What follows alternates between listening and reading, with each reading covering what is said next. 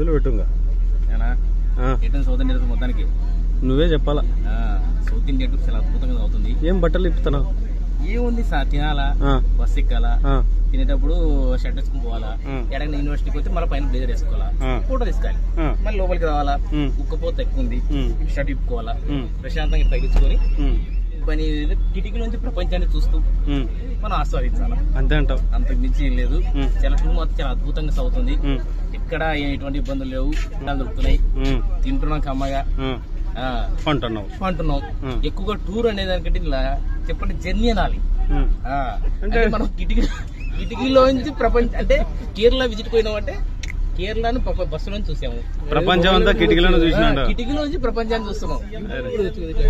అంటే యాక్చువల్గా చెప్పాలంటే మన సీఎం ఏదన్నా ఒక ఏదన్నా ప్రకృతి విపరీతం సంబంధించినవి హెలికాప్టర్ నుంచి ముంపు ప్రాంతాలను పరిశీలిస్తున్నారు వాళ్ళు.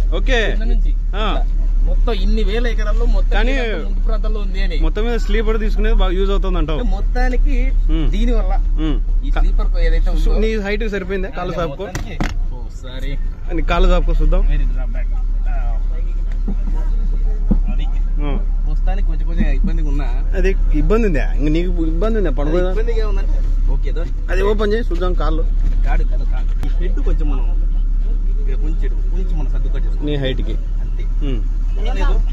ఈ విధంగా కూర్చోవాలా, అయిపోయా. కిటికీలోంచి ప్రపంచాన్ని చూద్దాం. చూడు, కిటికీలోంచి ప్రపంచాన్ని మన సెల్ చూసి వాడు సెల్ చూస్తున్నాడు. రైట్, ఈ విధంగా మొత్తం అవుతున్నది.